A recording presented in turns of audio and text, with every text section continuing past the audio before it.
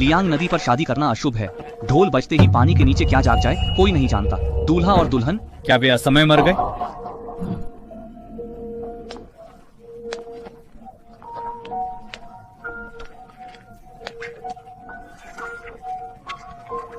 उसने कहा, नाव पर शादी से नदी देवता खुश होंगे और किस्मत बदल जाएगी। मेरा व्यापार डूब रहा है और हम कंगाल हो रहे हैं। अगर यह शादी मेरी किस्मत बदल दे तो यह बहुत अच्छा होगा।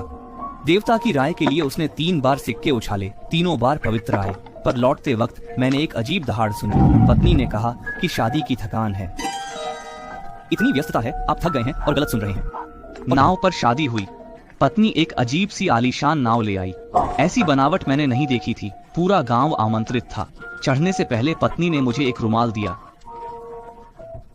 पानी पर अजीब चीजें दिख सकती हैं। समस्या होने पर रुमाल से आंखें पोंछना, सब साफ दिखेगा। उनकी पहचान मत बताना, वरना वे गायब हो जाएंगे। कुछ नहीं कर सकता। मैंने इसे याद रखा और रुमाल सीने में रख लिया। लेकिन जहाज पर चढ़ते ही मुझे बेचैनी होने लगी। एक ठंडी सिहरन मेरे शरीर से गुजरी और मन में उदासी छा गई। मैंने खुद को बस यही दिलासा दिया, जमीन पर रहने की आदत है, जहाज पर अजीब लगना स्वाभाविक है, बस थोड़ा सब्र करो। शादी में आधे घंटे बचे थे। समय के साथ अजीब एहसास बढ़ता गया। आखिरकार रसोई के पास से गुजरते हुए मुझे कुछ अजीब सी गड़गड़ाहट सुनाई दी। लेकिन दरवाजा खोलने पर वहां सिर्फ एक सुंदर रसोइयां थी। मैंने भौहें सिकोड़कर कहा कि मैंने अजीब आवाज सुनी, पर वह मुस्कुरा दी। देखो, मैं आज रात की दावत की तैयारी कर रही हूँ। बर्तनों की आवाज आना तो सामान्य है, कोई अजीब आवाज नहीं है। मैं थोड़ा धीरे काम कर लूंगी। बात करते हुए वह मेरे पास आई और चेहरा छूने लगी। उसकी गुलाबी आंखें देखकर मुझे एक अजीब सा एहसास हुआ, जैसे मेरी आत्मा शरीर से निकल रही हो। मुझे पत्नी का दिया रुमाल याद आया। उसे आंखें पोंछते ही मैंने देखा कि वह एक चुड़ैल थी। मैं तुरंत रसोई से भाग निकला, पर बाहर आते ही मुझे कमरे से पत्नी की आवाज सुनाई दी।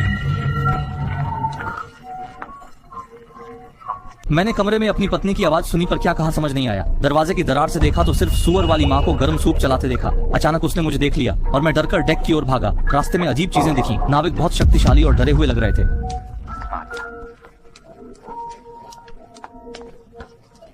100 किलो का सामान आसानी से उठा रहे थे। सभी नाविक ऐसे ही थे। तभी नाटक मंडली का संगीत सुनाई दिया। शादी के गाने थे, पर धुन अजीब थी। मैंने पत्नी का रुमाल उठाया और आंखें पोंछी। आंखें पोंछते ही समझ आया कि यह भूतों का नाटक है। ध्यान से सुना तो वह विलाप था, पर किसी को पता नहीं चला। मेहमान कह रहे थे कि मैंने ऐसा कभी नहीं सुना। इतना बेहतरीन नाटक जो सीधे दिल को छू ले। पूरा जहाज अजीब सा हो गया था। मेरे माथे से पसीना बहने लगा। यह अजीब एहसास। क्या यह भूतों का विवाह है? मैं चेतावनी देना चाहता था कि पत्नी आ गई। पति, जल्दी आओ, शादी शुरू होने वाली है। वह मुझे ले गई। उसने लाल जोड़ा पहना था, पर वह खून से सना लग रहा था, मानो खून से सना हो। कान में पत्नी की आवाज आई, पतिदेव क्या देख रहे हो? तभी एक भारी आवाज सीधे मेरे दिल में उतर गई। एक बार नमन करने की गूंज ने मुझे अंदर तक झकझोर दिया। एक अजीब सी शक्ति ने मुझे झुकने पर मजबूर कर दिया। मुझे लगा मेरी हड्डियां टूट जाएंगी, पर मैं उस ताकत के आगे बेबस था। फिर दूसरी आवाज आई, माता पिता को नमन। मैंने उनकी ओर देखा और दंग रह गया।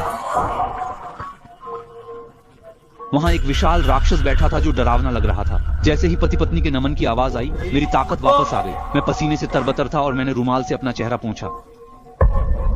मैंने देखा कि नीचे बैठे मेहमानों के चेहरे सफेद और गाल लाल थे। वे बिल्कुल ऐसे लग रहे थे जैसे अंतिम संस्कार वाले कागज के पुतले। बहुत डरावने। नीचे बैठी दुल्हन मुस्कुरा रही थी और एक अजीब सूप मिला रही थी। नाविकों ने काले सफेद कपड़े पहने थे। वह दुखद आवाज दिल को डरा रही थी। मिस्टर वू ने अपनी पत्नी को साथ ले जाने के लिए पीछे मुड़कर देखा। भागने के लिए हाथ बढ़ाया। ठंडी हवा ने घूंघट उड़ा दिया। पत्नी के चेहरे से खून बह रहा था। वह मुझे देख रही थी और उसका मुंह फट रहा था। पत्नी जी, आप मुस्कुरा रही हैं। प्रॉम्प्ट पूरा हुआ। अब आप सिर्फ मेरी हैं। कोई तुम्हें ले नहीं पाएगा। मुझे तुम्हारा स्वाद चखने दो। मेरे मन में हलचल मच गई और मैं भागने ही वाला था कि पत्नी का वह भयानक हाथ मेरे कंधे पर महसूस हुआ।